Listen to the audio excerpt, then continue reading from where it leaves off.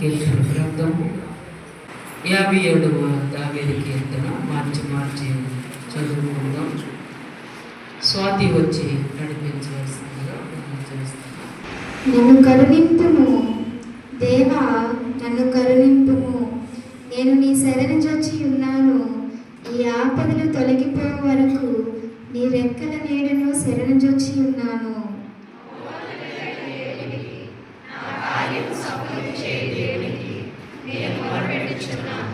ఆయన ఆకాశం నుండి ఆజ్ఞ ఇచ్చి నన్ను రక్షించును. నన్ను మృంగగోరు వారు దూషణలు పలుకున్నప్పుడు దేవుడు తన కృపా సత్యములను పంపును.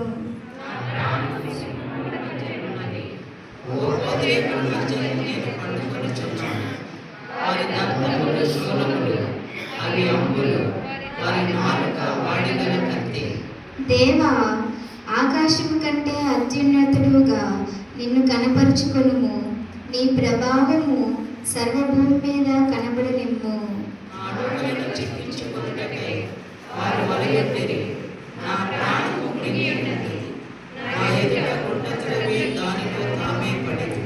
నా హృదయము నిబ్బరముగానున్నది దేవా, నా హృదయము నిబ్బరముగానున్నది.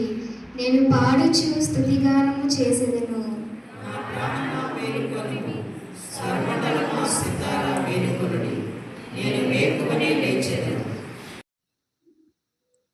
దేవునికి మహిమ కలుగును గాక.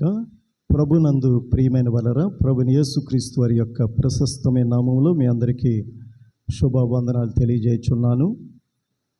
ఈ పరిశుద్ధ విశ్రాంతి దిన ఆరాధన కొరకు ఏర్పాటు చేయబడినటువంటి ధ్యాన భాగముగా ఆదికాండము 28వ అధ్యాయము 20 నుంచి 22 వచనాలు. అప్పుడు యాకోబు, నేను తిరిగి నా తండ్రి ఇంటికి క్షేమముగా వచ్చినట్లు దేవుడు నాకు తోడై ఉండి నేను వెళ్ళుచున్న ఈ మార్గంలో నన్ను కాపాడి తినుటకు ఆహారమును ధరించుకొనుటకు వస్త్రములను నాకు దయచేసిన ఎడల యెహోవా నాకు దేవుడై ఉండును. మరియు స్తంభముగా నేను నిలిపిన ఈ రాయి దేవుని మందిరమగును. మరియు నీవు నాకిచ్చు యావత్తులో 10వ వంతు నిశ్చయముగా నీకు చెల్లించుదనని మొక్కుకొనెను. చాలండి. దినాన మన అంశం ఏంటంటే రాయి. రాయి అంటే ఏంటండి? రాయి అంటే చాలా కఠినమైనది. కఠినమైనది, జీవము లేనిది, మార్పు లేనిది. మన అంశం ఏంటంటే రాయి. ఇక్కడ దావీదు యాకోబు అంటున్నాడు, యెహోవా నాకు దేవుడై ఉండును. నేను స్తంభముగా నిలిపిన ఈ రాయి మందిరమగును. నిశ్చయముగా నీవు నాకు ఇచ్చిన యావత్తులోంచి కూడా నేను నీకు తిరిగి 10వ భాగాన్ని అర్పిస్తానని చెప్తున్నాడు. 1, యెహోవాయే నాకు దేవుడు. 2, నేను నిలిపిన ఈ రాయి దేవుని యొక్క మందిరము అగును. నీవు నాకు ఇచ్చిన యావత్తులో నేను నీకు 10వ భాగాన్ని అర్పించుకుంటానని మొక్కుబడి చేసుకొనెను. దేవుడిగా యేసుక్రీస్తు మన హృదయంలో ఉండాలంటే రాయి ఏమవ్వాలండి? మందిరం అవ్వాలి. రాయి అనేది కఠినమైనది, మార్పు లేనిది, జీవము లేనిది. ఈ రాయి ఏమవ్వాలంటండి? మందిరముగా మార్పు చెందాలి. రాయి మందిరముగా మారాలి. మందిరంలో ఏముంటుంది? మందిరములో స్తుతి ఉంటుంది, ఆరాధన ఉంటుంది, మందిరంలో వాక్యం ఉంటుంది, మందిరములో సమర్పణ ఉంటుంది, మందిరములో ప్రార్థన ఉంటుంది. నా మందిరము సమస్త జనులకు ప్రార్థనా మందిరం అనబడను. దానిని మీరు వ్యాపారపు టిల్లుగా చేశారు, దొంగల గుహగా మార్చారని ప్రభు కోపగించుకున్నట్లుగా మనం చూస్తున్నాం. కాబట్టి ఇక్కడ చూసినట్లయితే రాయి మందిరముగా మారాలని, మందిరమగునని అక్కడ యాకోబు భక్తుడు చెప్తున్నాడు. తండ్రి అయిన అబ్రహాం కూడా ఏం చెప్పారండి? నీ వంశము ద్వారా భూలోక వంశములన్నీ ఆశీర్వదింపబడును. నీ వంశము ద్వారా అంటే అక్కడ ఎవరున్నారు? ఎవరి ద్వారా ఆశీర్వదింప? అబ్రహాము ద్వారా, ఇస్సాకు ద్వారా, యాకోబు ద్వారా అని మనం అనుకుంటాం. కానీ ఆ వంశంలోంచి వచ్చిన యేసుక్రీస్తు ప్రభువారి యొక్క ఆయన ద్వారా ఈ ప్రపంచంలో ఉన్నటువంటి దేశములన్నీ కూడా, ఆయా వంశాలన్నీ కూడా ఆశీర్వదింపబడదు. చూసారా, దేవుడిచ్చే వాగ్దానంలో ఇంకా అబ్రహాంతో వాగ్దానం చేస్తున్నాడు. ఆకాశ నక్షత్రాల వలె, ఇసుక రేణువుల వలె నీ సంతానాన్ని నేను వృద్ధి చేస్తాను అని చెప్తూ, అందులోనే నీ వంశము ద్వారానే భూమి మీద ఆకాశం కింద ఉన్న నరులందరి వంశాలు కూడా ఆశీర్వదింపబడతాయి. ఏదండి ఆశీర్వదింపబడినటువంటి జీవితం అంటే? ప్రభు అయిన యేసుక్రీస్తు వారి యొక్క పుట్టిక అనగా జన్మము, అలాగే జీవితము, అలాగే మరణము, మూడవది, నాలుగవది పునరుత్థానము. ప్రపంచ మానవాళి చరిత్రలో ఒకే ఒక వ్యక్తి జన్మించారు, జీవించారు, మరణించారు, తిరిగి లేచారు, తిరిగి రాబోతున్నారు ఆయన ఉండే స్థలానికి మనం తీసుకొని వెళ్ళడానికి. కాబట్టి మనం సిద్ధపడ్డామా అనేది మనం ప్రశ్నించుకోవాలి. ఆయన చేయవలసిన పని అంతా సంపూర్ణంగా, పరిపూర్ణంగా చేశారు. ఇప్పుడు మనము సిద్ధపడి ఉంటే మన కోసం సిద్ధంగా రావడానికి ఆయన ఉన్నారు. కాబట్టి ఇక్కడ చూసినట్లయితే రాయి ఏమవ్వాలండి? మీ నోటితో చెప్పండి గట్టిగా, రాయి మందిరం అవ్వాలి. ఎవరి రాయి అంటే? ఒకప్పుడు మనము రాయే. ఎవరైనా మాట వినకపోయినా, విన్న మాట గైకొనకపోయినా మనం ఏమంటామంటే రాతి హృదయం, బండ హృదయం, మొద్దుబారిపోయినటువంటి హృదయం అంటాం. కఠినమైన హృదయం, మార్పు లేని హృదయం, మొద్దుబారిపోయిన హృదయం, రాయితో పోలుస్తాం. కానీ ఇక్కడ మనం ఈ దినాన 2 రాళ్ళను చూడబోతున్నాం. 2 రాళ్ళు చూడండి. లూకాసు సువార్త 19వ అధ్యాయము 39-40 వచనాలు చదవండి స్పష్టంగా. మీరు ఊరకుండిన ఎడల ఈ రాళ్ళు లేచి కేకలు వేయను అంటున్నారు. మరి యేసు ప్రభు వారి జయోత్సాహముతో ఆ గాడిద పిల్ల మీద ఊరేగిస్తున్నప్పుడు ఆ ఊరేగింపులో చాలామంది చిన్నపిల్లలు, అలాగే దేవుని వెంబడిస్తున్న, ప్రభుని వెంబడిస్తున్న శిష్యులు, అలాగే అనేక మంది ప్రభువు పేరట వచ్చి రాజు స్తుతింపబడిన గాక, సర్వోన్నతమైన స్థలంలో దేవునికి మహిమ, ఆయనకి ఇష్టమైన మనుషులకు భూమి మీద సమాధానం కలుగును గాక అని స్తుతిస్తూ మహింపరుస్తున్నారు ప్రభుని. ఆ గుంపులో శాస్త్రులు, పరిసయ్యులు ఉన్నారు. బోధకుడా ఏంటి అల్లరి, వారిని ఆపమని చెప్పన్నప్పుడు అప్పుడు ప్రభు అంటారు, వారు ఊరకుండిన ఎడల ఈ రాళ్ళు లేచి కేకలు వేయను. ఏంటి రాళ్ళు అంటే? ప్రభు రాళ్ళగా ఉన్నాం. ఈ యొక్క ఇశ్రాయేలు 12 గోత్రాల్లో ఉన్నటువంటి గోత్రానికి, ఏ గోత్రానికి మనకు సంబంధం లేదు. కానీ అన్య జనాంగంగా ఉన్నటువంటి మనల గురించి ప్రభు ఆ దినాన్న మాట చెప్పారనమాట. మరి అదే నెరవేరుతుంది ఈ దినాన్న. యెరూషలేముకి వెళ్తే అక్కడ ప్రభుని స్తుతించడానికి కానీ, అక్కడ ఆరాధన చేయడానికి కానీ అక్కడ మరి అవకాశం లేదు. సొలొమోను గారు కట్టిన మందిరము, అందులో ప్రార్థనలు జరగడానికి అవకాశం, ఎన్నో మార్పులు వచ్చాయి. కాబట్టి ఇక్కడ చూసినట్లయితే మీరు ఊరకుండిన ఎడల ఈ రాళ్ళు లేచి కేకలు విని. ఎవరా రాళ్ళు అంటే? నీవు, నేను, మనమే. రాళ్ళవలే ఉన్నాం ఒకప్పుడు. మనలో విశ్వాసం లేదు, మనలో సాత్వికం లేదు, మనలో దీన మనస్సు లేదు, మనలో తగ్గింపు లేదు. చాలా అహంకారంగా, గర్వంగా, అహంభావంగా ఉన్నాం. ఎదుటివాడిని మనం చాలా తేలిగ్గా చూసాం. ఆయన అన్నాడు, నేను సాత్వికుడను, దీన మనస్సు గలవను కాబట్టి నా యొద్దకు వచ్చి నా కాడి ఎత్తుకుని నా యొద్ద నేర్చుకున్నప్పుడు మీకు మీ ప్రాణములకు విశ్రాంతి కలుగును. ఆయన దగ్గరికి రాబట్టే మనలో ఎంతో కొంత మార్పు వచ్చింది. ప్రేమ అంటే ఏంటో తెలిసింది, జీవం అంటే ఏంటో తెలిసింది, నిత్య జీవము, పరలోకం అంటే ఏంటో తెలిసింది. మన పొరుగువారిని మనం ఎలా ప్రేమించాలో, క్షమించాలో, వారి పట్ల దీర్ఘశాంతం కలిగి ఉండాలో, ఓర్చుకోవాలో, సహించుకోవాలో, వారితో ఎల్లప్పుడూ సమాధానంగా ఎలా ఉండాలో మనం దేవుని యొక్క వాక్యం ద్వారా నేర్చుకున్నాం. కాబట్టి ఇక్కడ చూసినట్లయితే మీరు ఊరకుండిన ఎల్ల, లేదా వీరు ఊరకుండిన ఎల్ల ఈ రాళ్ళు లేచి కేకలు వేయనని చెప్తున్నారు. అలాగే పేతురు వైపు చూసి అంటారు, నీవు పేతురువి, అంతకుముందు అతని పేరు సీమోను. సీమోను వైపు చూసి నీవు పేతురువి. పేతురు అనే మాటకి కింద ఫుట్ నోట్స్లో ఆ 3వ అంకి వేసి ఉంటుందంటే రాయివి అని ఉంటుంది. నీవు రాయివి అని ఆయనని తన వైపు చూపించుకొని ఈ బండ మీద నా సంఘమును కట్టుదును, పరలోకము యొక్క తాళపు చెవి నీకు ఇస్తాను. ఈ బండ మీద నా సంఘాన్ని కడతాను, పాతాళ లోకం తాలూకా ద్వారాలు దాని ఎదుట నిలువ నేరవు అంటున్నారు. ఒక సంఘం ఎదుట పాతాళం అనే వేరే లోకం ఉంది. పరలోకం ఎలాగుందో పాతాళం అలాగే ఉంది, పరదేశు కూడా ఉంది. కాబట్టి పాతాళ లోకం యొక్క ద్వారము ఒక సంఘం ఎదుట, భూమి మీద నిజమైన సంఘం ఎదుట నిలవలేదు అని దేవుని యొక్క వాక్యం స్పష్టంగా సెలవుతుంది. ప్రభువే స్వయంగా చెప్తున్నారు, సీమోను నీవు పేతురివి, నీవు రాయి లాంటి వాడివి, నీ మీద నా సంఘాన్ని కడతాను, పాతాళ లోకపు ద్వారాలు దాని ముందు నిలువ నేరవని స్పష్టంగా మరి పేతురుతో ప్రభువైన యేసుక్రీస్తు వారు చెప్పినట్లుగా మనం చూస్తున్నాం.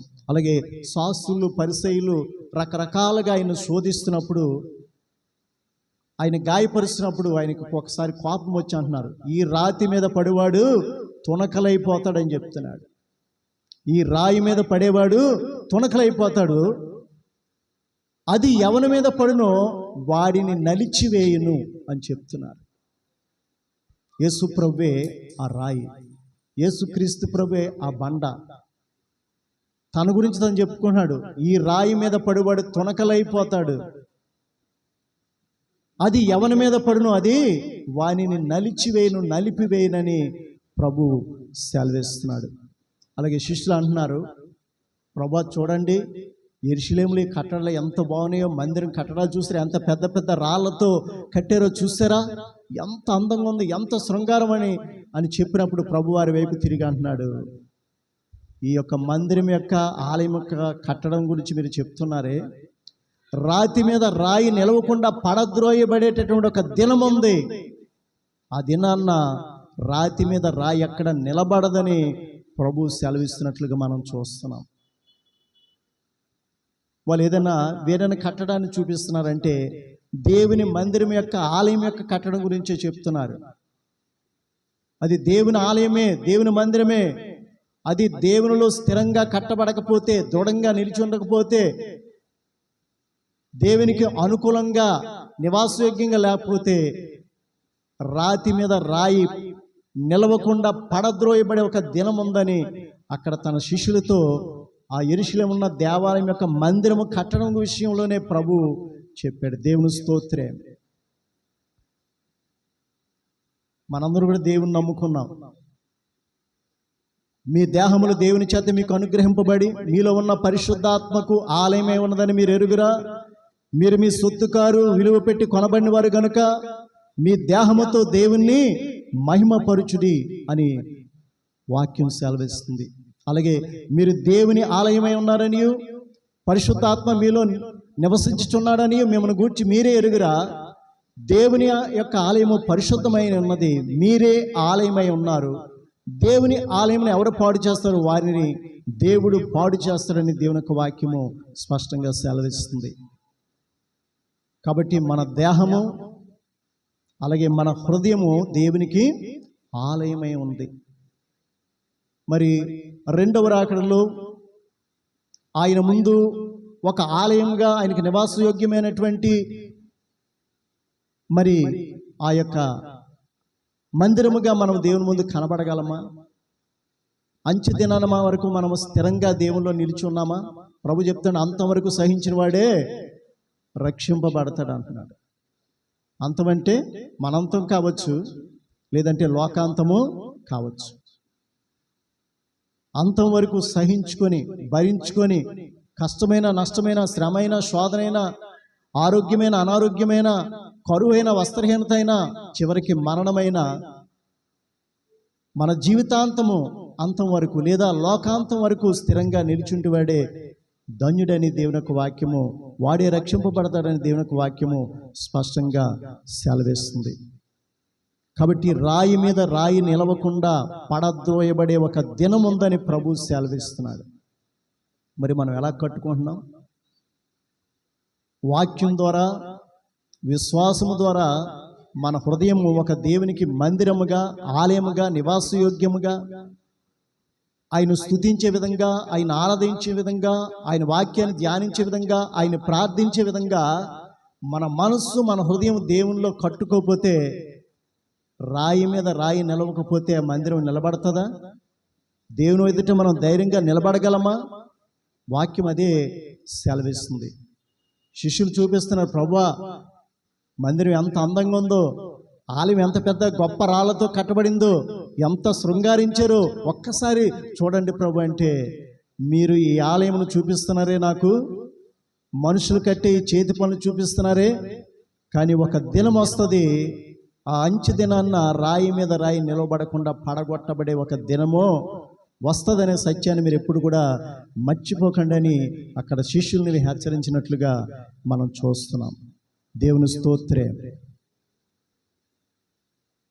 నిర్గమకాండము 20వ అధ్యాయము 25, 26 వచనాలు. నిర్గమకాండము 20వ అధ్యాయము 25. ఇక్కడ మోషేకి చెప్తున్నారు ప్రభువుని ఎలా ఆరాధించాలి, ఎలా స్తుతించాలి, ఆయనకి ఎలా సమర్పించుకోవాలి, బలిపీఠం ఏ విధంగా కట్టాలి, దేంతో కట్టాలి, అలాగా అర్పణ అర్పించినప్పుడు నీవు ఏ స్థితిలో ఉండాలి ఇక్కడ రాయబడి ఉంది.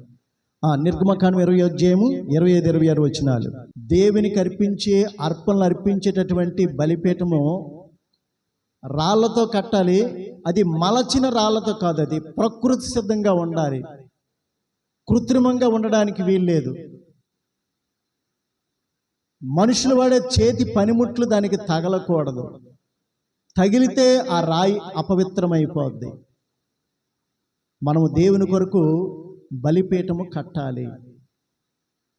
ఎలాంటి బలిపీఠం అంటే చెక్కుడు రాళ్ళు కాదు, పనిముట్టుతో సుత్తితో కొట్టినవి కాదు, ఉలితో చెక్కినవి కాదు. అది సహజ సిద్ధంగా ఉండాలి, ప్రకృతి సిద్ధంగా ఉండాలి. కానీ అది కృత్రిమంగా ఉండకూడదు. మనుషుని చేతి పనులతో చెక్కినట్లుగా అది ఉండకూడదు. దేవుని చేత చెక్కబడినటువంటి వ్యక్తులుగానే ఉండాలి. దేవుని స్తోత్రం. కాబట్టి ఇక్కడ నా కొరకు మీరు కట్టే బలిపీఠము రాళ్లతో కట్టాలి. పనిముట్టు తగలకుండా అది ప్రకృతి సిద్ధంగా ఉండాలి ఆ రాళ్ళు. తర్వాత చెప్తున్నాడు, నా బలిపీఠము మీద నువ్వు బలి అర్పించినప్పుడు నీ దిగంబరత్వం నాకు కనపడకూడదు. కాబట్టి దాన్ని మెట్ల మీదుగా నువ్వు ఎక్కకూడదు, అంటే మెట్లు పెట్టకూడదు అనమాట. బలిపీఠం దగ్గర మనం ఎలా ఉండాలంటే తగ్గించుకొని ఉండాలి, దీన మనస్సు కలిగి ఉండాలి. మెట్లు ఎక్కి వెళ్తున్నాం అంటే, మెట్టు అంటే ఒకదానికంటే ఒకటి ఎత్తుగా ఉంటుంది. అక్కడ నీ హెచ్చు పనికిరాదు నా ముందని చెప్తున్నాడు. నువ్వు తగ్గించుకోవాలి. దావీదు భక్తుడు అంటున్నాడు, నీ బలిపీఠము చుట్టూ నేను ప్రదక్షిణము చేదును, సాష్టాంగ పడుదును, నీ తేజో మహిమ నిలుచు స్థలాన్ని నేను ప్రేమించుచున్నాను అంటున్నాడు. చుట్టూ తిరిగి ప్రదక్షిణ చేస్తాడట. మెట్టు ఎక్కేమంటే అక్కడ ఏంటంటే మనం దేవుని యొక్క బలిపీఠం కంటే మనం హెచ్చించుకుంటున్నట్లు అనమాట. మెట్ల మీదగా ఎక్కకూడదు. రెండోది, నీ దిగంబరత్వం నాకు కనబడకూడదు. దిగంబరత్వం అని దేనికి సాదృశ్యంగా ఉంది? ఆదాము అంటున్నాడు కదా, ఎప్పుడు విన్న స్వరమే, ఎప్పుడు అదే సమయం దేవుడు వచ్చి అడుగుతున్నాడు, ఆదామా, అసలు పరలోకం నుంచి ప్రభు దిగ్గానే ఆ స్పర్శ, ఆ ఉనికి, ఆ స్వరం వినిపించేలోపే ఇద్దరు పరుగు నిలిపే చంకెక్కిపోయేవారు ఆదాము అవ్వ. అలాంటిది అదే సమయానికి వచ్చాడు, అదే స్వరంతో పిలుస్తున్నాడు. అసలు పిలవలసిన పనే లేదు, కానీ పిలుస్తున్నాడు, ఆదామా, ఆదామా నువ్వు ఎక్కడా అని అడిగినప్పుడు, నేను నీ ఎదుటికి రావడానికి నేను సిగ్గుపడుతున్నాను, భయపడుతున్నాను, ఎందుకంటే నేను దిగంబరుడిగా ఉన్నాను కాబట్టి. నీవు దిగంబరవని నీతో చెప్పినవాడు ఎవడు? నేను తినకూడదని చెప్పిన ఆ యొక్క వృక్షఫలం తిన్నారా? ఈ స్త్రీ నాకు ఇవ్వగా నేను తిన్నాను. ఆమెను అడిగితే, సర్పము నన్ను మోసపుచ్చినందున తిన్నాను. ఒప్పుకున్నారా? ఒప్పుకోలేదు. వెంటనే ఇద్దరు కూడా ప్రభా క్షమించండి అంటే చాలు, ఇంకేం అక్కర్లేదు.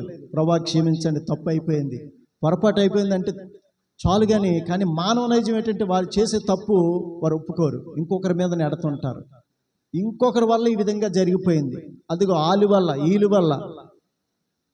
వాక్యం విన్నప్పుడు కూడా వాళ్ళు వస్తే బాగుంది, ఈరోజు వాళ్ళు రాలేదు, భలే సూటిగా తగులు వాక్యం. ఇంకొకరికి అప్లై చేస్తుంటాం. వాక్యం అనేది చెప్తున్నోడికి వింటున్నోడికి రెండు అంచులు కలిగిన ఖడ్గం. చెప్పినోడు గొప్ప కాదు, వాక్యం ఎదుట చెప్తున్నోడికి కూడా తగులుతుంటాయి. చెప్తున్నోడు సరి చేసుకొని దేవుని యొక్క విధేయతతో ప్రేమతో దేవుణ్ణి అతుక్కొనుండి చెప్పగలిగితేనే మనస్ఫూర్తిగా వాక్యం చెప్పగలం, సంతోషంగా ఆనందంగా వాక్యం చెప్పగలం. లొసుకులు పెట్టుకొని మేము వాక్యం చెప్పామనుకోండి, వాక్యం ఫలించదు. దేవుని స్తోత్రం. కాబట్టి ఇక్కడ చూసినట్లయితే మరి ఒకటి మలచినటువంటి వాటితో నా బలిపీఠం కట్టకూడదు, అంటే కృత్రిమంగా ఉండకూడదు, సాహస సిద్ధంగా. వాక్యం విన్నావంటే నీకు దేవుడికి మధ్యలో ఉంది వాక్యం. వాక్యం నువ్వు అనుసరించాలి. అల్లాలు అనుసరిస్తున్నారు కాబట్టి నేను అనుసరిస్తాను. ఇంకో మనుషుని మధ్యలోకి రానివ్వకూడదు. అల్లా వ్యక్తి ఆత్మీయత, అల్లా వ్యక్తి యొక్క ఉద్యమం, అల్లా వ్యక్తి యొక్క విశ్వాసం. వాక్యం నీతో మాట్లాడుతుంది, నీకు దేవునికి మధ్యలో ఇంకా మూడో వ్యక్తి ఉండడానికి వీలేదు. అదే పనిముట్టు అన్నమాట. ఆ పనిముట్టు వల్ల నువ్వు అపవిత్రం అయిపోతావు. ఒకసారి ఆ పనిముట్టు నీకు చాలా బాగా నీకు సాక్షార్థంగా జీవించవచ్చు, ఒక్కోసారి అదే వ్యక్తి మళ్ళీ తొట్టిల్లిపోవచ్చు. మనుషుల నైజం ఏంటంటే పడిపోయినటువంటి అల్లా విమానం గురించి చెప్పుకుంటారు, కానీ కూలిపోయిన విమానం గురించి మైండ్ పెట్టుకుంటారు, కానీ ఎగురుతున్న విమానాల గురించి వాళ్ళు పట్టించుకోరు. దేవుని స్తోత్రం. ఎవడు పడిపోయాడా దేవుళ్ళు, అది ఆడి పడిపోయాడు కదా, అంతటోడే పడిపోయాడు కదా, ఈడు పడిపోయాడు కదా. వాళ్ళు మొదట బాగానే వచ్చేవారు, ఇప్పుడు వాళ్ళు రావట్లేదు కదా. నీకెందుకు? వాళ్ళు అగ్నిగుండంలోకి వెళ్తే నువ్వు అగ్నిగుండంలోకి వెళ్తావా? వాళ్ళు తీర్పులోకి వెళ్తే దోషులుగా నిలబడితే నువ్వు నిలబడతావా? దేవుని స్తోత్రం. ఆత్మీయత అనేది, ఉద్యమం అనేది నీకు దేవునికి మధ్యలో, కానీ భర్త భార్య పిల్లలు కూడా నీ మధ్యలోకి రావడానికి వీల్లేదు. నాకు పాత్రుడు కాడని చెప్తున్నాడు ఆయన. తల్లినైనా తండ్రినైనా కుమారునైనా కుమార్తెనైనా నాకంటే ఎక్కువ ప్రేమించేవాడు నాకు పాత్రుడు కూడా. అనుదినమున తన సిలువను ఎత్తుకుని నన్ను వెంబడింపడం నాకు పాత్రుడు కాడు. దేవుని స్తోత్రం. కాబట్టి ఇక్కడ చూసినట్లయితే ఒకటి పనిముట్టు తగలకుండా ఉండాలి. బలిపీఠం ఆ యొక్క బలిపీఠం మరి కట్టబడిన రాయ ఆ దిగంబరత్వం కనబడకూడదు. అంటే దాని అర్థం ఏంటంటే నా కొరకు నీ మనస్సుని హృదయం కట్టుకున్నప్పుడు అందులో మళ్ళీ పాపము, సిగ్గుపడే విషయాలు, అవమానపరిచే విషయాలు నీ హృదయంలో ఉండడానికి వీల్లేదని దేవుని యొక్క వాక్యం స్పష్టంగా సెలవిస్తుంది. అలాగే చూసినట్లయితే మరి ఎఫెసీయులకు రాసిన పత్రిక చూడండి, 2వ అధ్యాయం 19 నుంచి. కాబట్టి మీరు ఇక మీదట పరదేశులై ఉండక పరిశుద్ధులతో ఏక పట్టణస్థులను దేవుని ఇంటి వారినై ఉన్నారు. క్రీస్తు యేసే ముఖ్యమైన మూలరాయి ఉండగా అపోస్తులు ప్రవక్తలు వేసిన పునాది మీద మీరు కట్టబడి ఉన్నారు. ప్రతి కట్టడము ఆయనలో చక్కగా అమర్చబడి పరిశుద్ధమైన దేవుని మందిరం ఒకటకు వృద్ధి పొందుచున్నది. దేవుని స్తోత్రం. ఆయనలో మీరు కూడా ఆత్మ మూలంగా ఆత్మ సంబంధమైన మందిరముగా, గట్టి చదవండి, కట్టబడుచున్నారు. ఆత్మ సంబంధమైన మందిరంగా కట్టబడుచున్నారు. మనం శరీర సంబంధమైన మందిరాలు ఉంటే మలచినటువంటి, అంటే మలచడం చెక్కడం అంటే మనుషుల దగ్గర వేషధారణ. మలచబడ్డం చెక్కబడ్డం అంటే మనుషులకి ఎదుట ఆత్మీయులుగా కనబడడం. మలచబడ్డం చెక్కబడ్డం అంటే ఏంటండి? కృత్రిమంగా లోపల లేదు కానీ ఉన్నట్టు నటించడం. లోపల కలిగిలేము, ఇంకేవేవో కలిగి ఉన్నాం, కానీ కలిగి ఉన్నట్లుగా మనం దేవునికి లోబడి ఉన్నట్లుగా భక్తులంగా ఆత్మీయులంగా ఉద్యమం కలిగిన వారంగా కనపరుచుకోవడం. కాబట్టి మీరిక మీదట పరజనులను, ఒకటి పరజనులు, రెండోది పరదేశులై ఉండక పరిశుద్ధులతో ఏకపట్టణస్తులై ఉన్నారు. పరిశుద్ధులు అంటే ఎవరండి? కేవలం భూమి మీద ఉన్న ఈ పరిశుద్ధులతో మనం ఏకపట్టణస్తులై ఉండడమే కాదు, పరలోకంలో ఉన్న అబ్రహాము, ఇస్సాకు, యాకోబు, యోసేపు, దావీదు, సమూయేలు, ప్రవక్తలు, మనకు బైబిల్ గ్రంథంలో రాయబడి ఉన్నటువంటి ప్రతి భక్తులు, ప్రతి విశ్వాసులు, ప్రతి ప్రవక్తలు, వారందరితో కూడా మనము ఈ భూమి మీద శరీరంలో ఉంటుండగానే ఏకపట్టణస్తులమై ఉన్నాం. వారి గురించి ఇప్పుడు చదువుకున్నాం. మన మనస్సు మారింది, హృదయం, స్వభావం, జీవితం మారింది, మన ఆత్మ రక్షింపబడింది. కాబట్టి మనము పరిశుద్ధులతో ఏకపట్టణస్తులు. భూమి మీద ఉన్న పరిశుద్ధులతో మాత్రమే ఏకపట్టణస్తులం కాదు.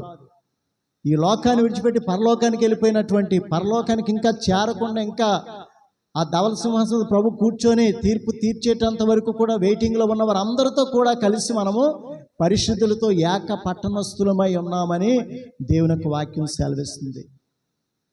క్రీస్తు యేసే ముఖ్యమైన మూలరాయి అయి ఉండగా అపోస్తులు, ప్రవక్తలు వేసిన పునాది మీద మీరు కట్టబడి ఉన్నారు. ప్రతి కట్టడము ఆయనలో చక్కగా అమర్చబడి, ఆయనలో మనము కూడా ఆత్మ సంబంధమైన మందిరముగా కట్టబడుచున్నామని దేవుని యొక్క వాక్యం సెలవిస్తుంది. మనం కట్టబడుతున్నామా లేదంటే పెరిగివేయబడుతున్నామా? దేవుడు వాక్యంలో నిన్ను కడుతున్నాడు, కానీ నీ ప్రవర్తన, నీ స్వభావం, నీ జీవితం, నీ చూపు, మాట, నీ వినికిడి, నీ స్వభావం ద్వారా నిన్ను నువ్వు కూల్చుకుంటున్నావు.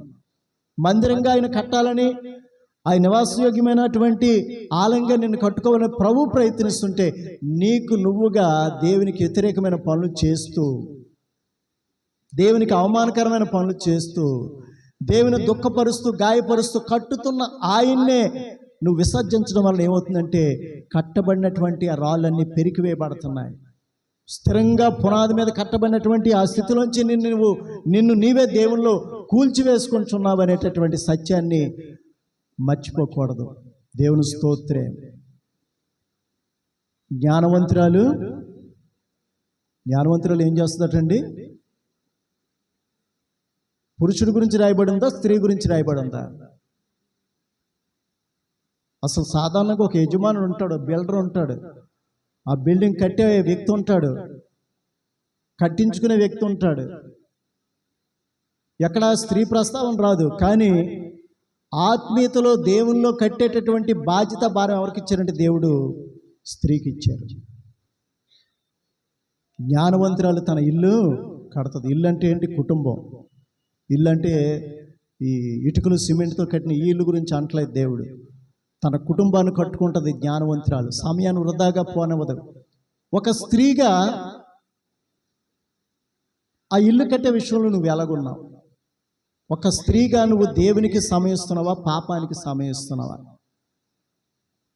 భర్తని, పిల్లల్ని మోసం చేసి, భర్త డ్యూటీకి వెళ్ళిపోతాడు, పిల్లలు స్కూల్స్కో కాలేజీస్కి వెళ్ళిపోతారు, ట్రిమ్గా తయారయ్యి మెయిన్ దారిలో అంటే వెళ్ళరాలు, అడ్డదారులు అంటే వచ్చి ఎవడో బండి ఎక్కేసి వెళ్ళిపోతుంటారు, ఏదో సడన్గా ఆటో వస్తే ఆటో ఎక్కేసి వెళ్ళిపోతుంటారు.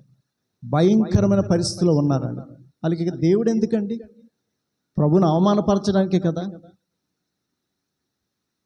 చాలా కుటుంబాలు ఆ విధంగా నాశనం అయిపోతున్నాయి ఈ రోజుల్లో. కానీ ఆ పాపానికి, వ్యసనానికి, లగ్జరీకి అలవాటు పడిపోయి డబ్బుకి పిశాచిలాగా అయిపోయి భర్తనే చంపించేసేటటువంటి స్థితి, పిల్లల్నే చంపించేసేటటువంటి స్థితి, పిల్లల్నే వదిలిపెట్టి ఎవరితోనూ వెళ్ళిపోయే స్థితి. ముందడు పువ్వుల్లో పెట్టుకొని చూసుకుంటాడు, తర్వాత పువ్వులు దండేసి నిన్ను పంపిస్తాడు పైకి. పువ్వుల్లో పెట్టి చూసుకోవడం అంటారా? పువ్వుల్లో పెట్టుకొని చూసుకోవడం అనేది వేరొక అర్థం ఉంది. ఎప్పుడు బాగా పువ్వుల్లో పెట్టి తీసుకెళ్తామండి? ఎప్పుడు? చచ్చిపోయిన తర్వాత మనుషులు కనబడరు అసలు. అలాగా పూలదండలతో, బుకేలతోటి, ఆ పెర్ఫ్యూమ్ సెంట్స్ తోటి, పౌడర్స్ చాలా ముస్తాబుగా తీసుకెళ్తారు. ఆ ఒక్కరోజే. దేవుని స్తోత్రే.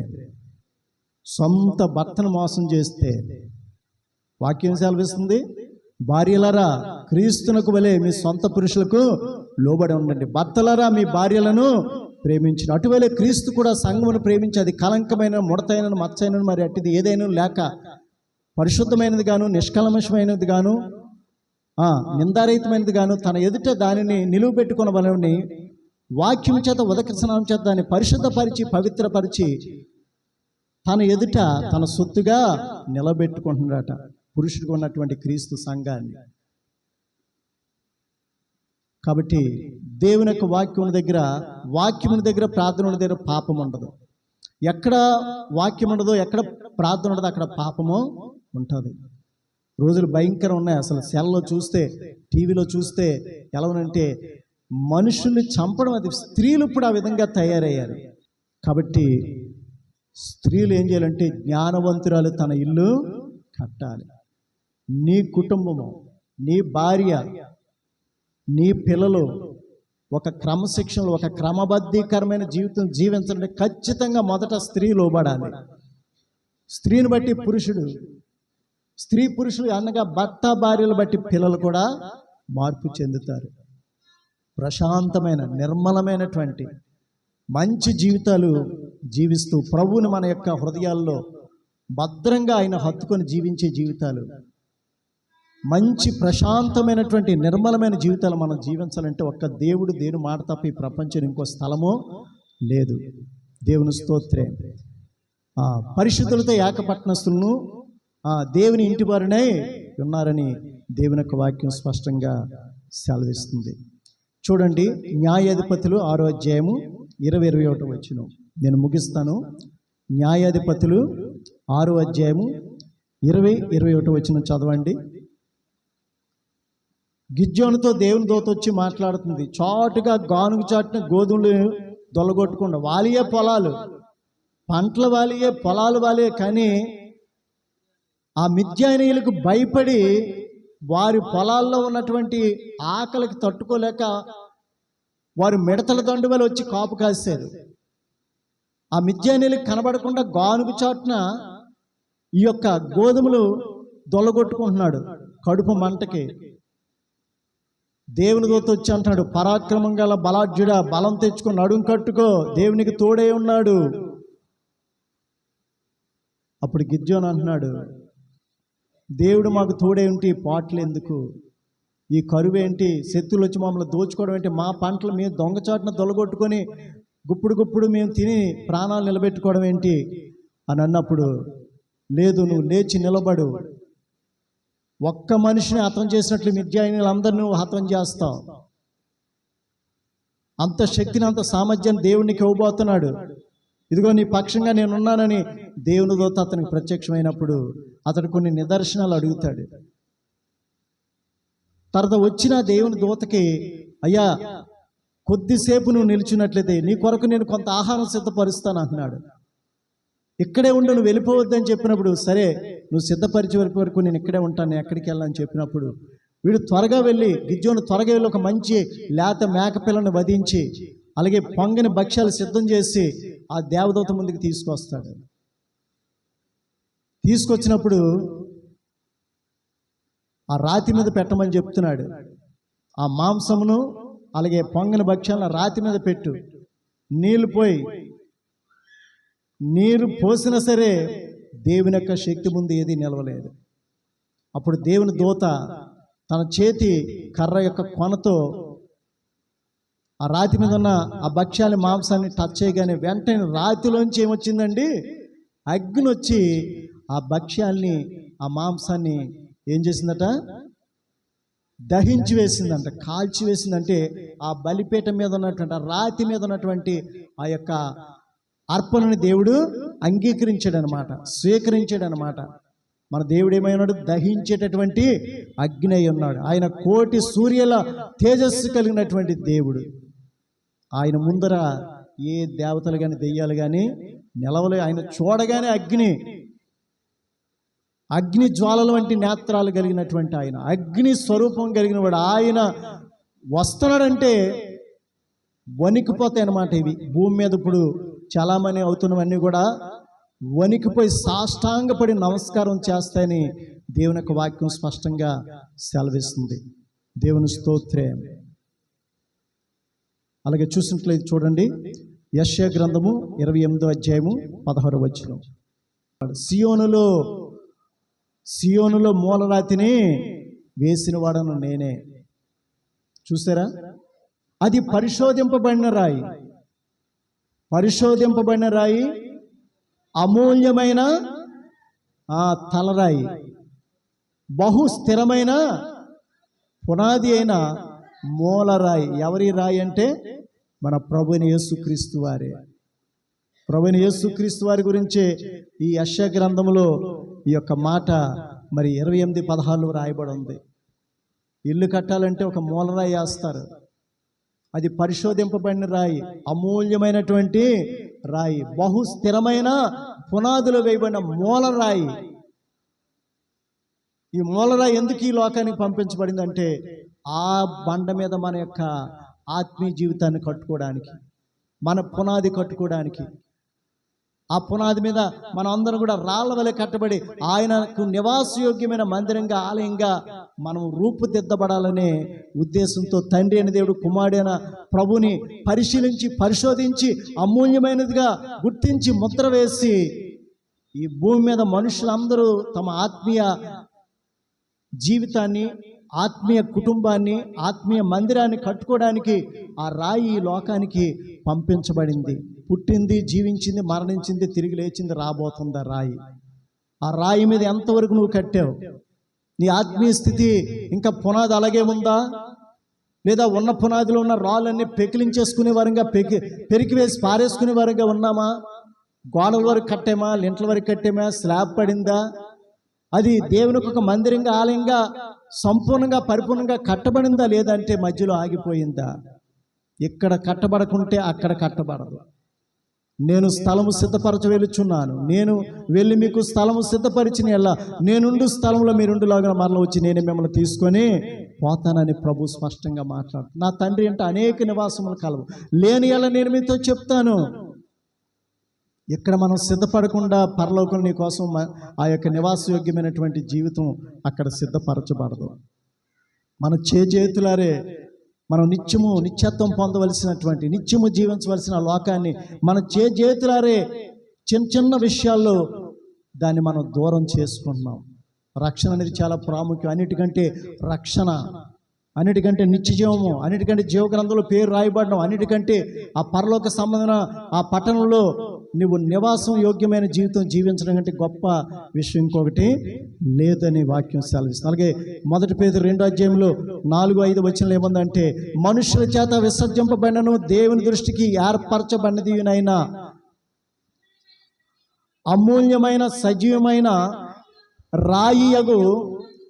రాయియగు ప్రభువునొద్దకు వచ్చిన వారై యేసుక్రీస్తు ద్వారా దేవునికి అనుకూలమగు ఆత్మ సంబంధమైన బలులు అర్పించుటకు పరిశుద్ధ యాజకులుగా ఉండినట్లు మీరును సజీవమైన రాళ్ళ వలె ఉండి ఆత్మ సంబంధమైన మందిరముగా కట్టబడుచున్నారు. దేవుని స్తోత్రం. చివరి మాట జకరియా గ్రంథం 3:9-10 వచనం చదువుకొని ముగించుకుందాం. జకరియా 3:9-10 వచనాలు. యెహోషువ ఎదుట నేను ఉంచిన రాతిని తేరి చూడుడి, ఆ రాతికి 7 నేత్రములు ఉన్నవి, దాని చక్కడపు పని చేయవాడను నేనే, ఇదే సైన్యములకు అధిపతికి యెహోవా వాక్కు. చాలండి, చూసారా?